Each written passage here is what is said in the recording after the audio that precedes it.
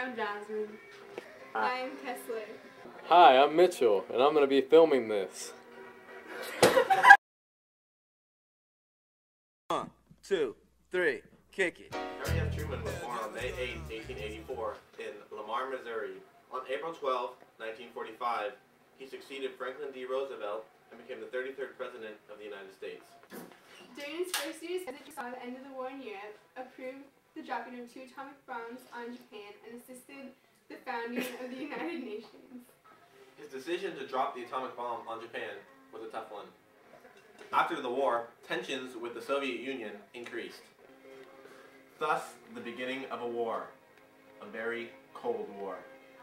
After World War II, Germany was split up into 4 sectors. This caused tensions because the Soviets wanted Germany to pay war reparations, while we, the United States of America, wanted a better world economy. Germany was not financially ready to pay for war reparations. At the Potsdam Conference, Truman suggested that the Soviet-controlled zone pay for war reparations, while the U.S.-controlled zone helped on working the industry back to where it was before. Stalin reluctantly accepted. The Potsdam Conference marked yet another increase in tensions between the Soviet Union and the U.S. of A.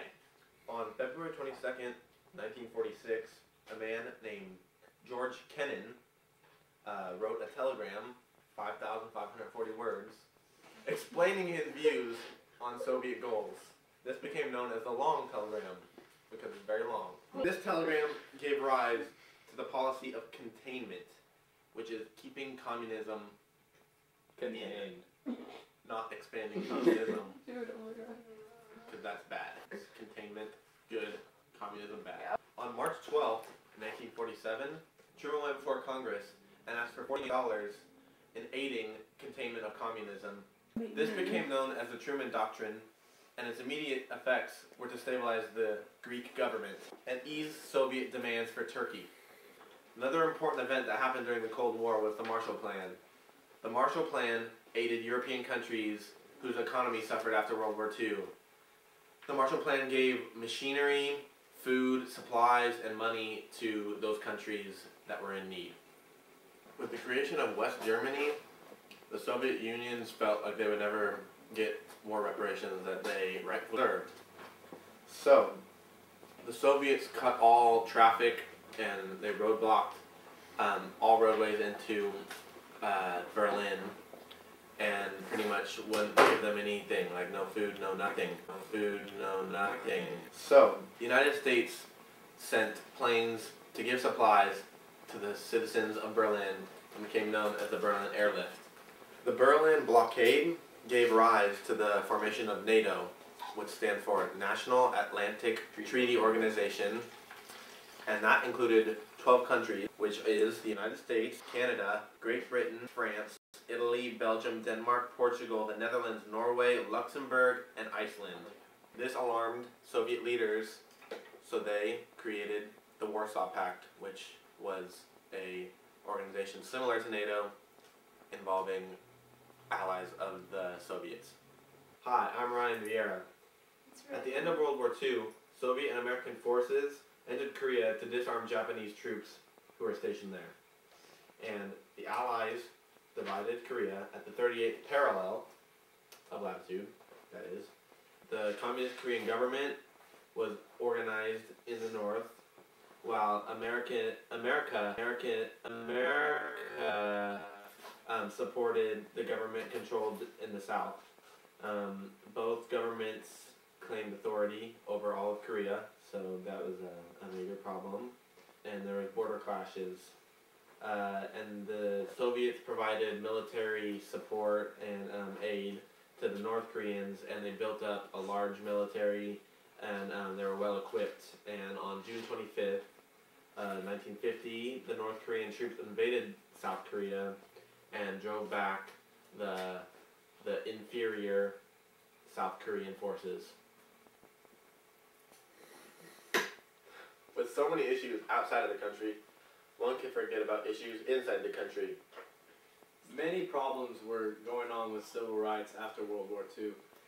Black citizens would come back from fighting for their country, and they would still face segregation at home. On July 26, 1948, Truman signs Executive Order 9981, desegregating the United States Armed Forces. As Truman was elected for a second term as president, he introduced something called the Fair Deal. Contrasting off of Roosevelt's New Deal, the Fair Deal promised a minimum wage of 75 cents an hour and also improved important expansion of the Social Security system, increasing benefits by 77% and extending them to about 10 million additional people.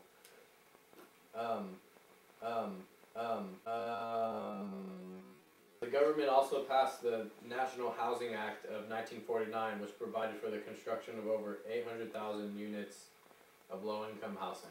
The fight against communism outside the United States also affected life inside the United States. Joseph McCarthy claimed he had a list of communist spies within the government. This created another Red Scare throughout the country, this time coming back with more of a kick. The scare of communism brought about the Loyalty Review Program. This was a comfort for Americans to know that communists did not infiltrate our government by screening all the federal employees. The baby boom was 1945 to 1961, when 65 million children were born in the United States. 1/3 of all women that were married worked in the workforce to support their families. Women in the 1940s wore shoulder pads, platform heels, stockings, and shorter skirts because there was less material to use to make the skirts. The stockings were sparse, so they drew lines on the back of their legs to make it seem like they were wearing stockings. They also wore loose overalls or trousers, which was a first for women to wear pants. And swing skirts and floral prints and geometric patterns were also in style.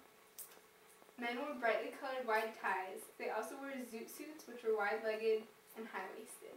Women wore their hair long and curled and wore bright lipstick and used mascara. In the 1950s, women also wore pencil skirts, satin headscarves, and strapless bone tops and petticoats. Men wore checked shirts, skinny trousers, high leather boots, high-collared shirts with large buttons, and bell-bottom coats. Inventions in the 1940s shaped America for centuries to come, such as color television in 1940, the Jeep in 1940, electronic computer 1942, the Slinky 1943, Silly Putty 1943, the atomic bomb in 1945, the Frisbee 1948, and Velcro 1948. A popular TV series called I Love Lucy debuted in 1951.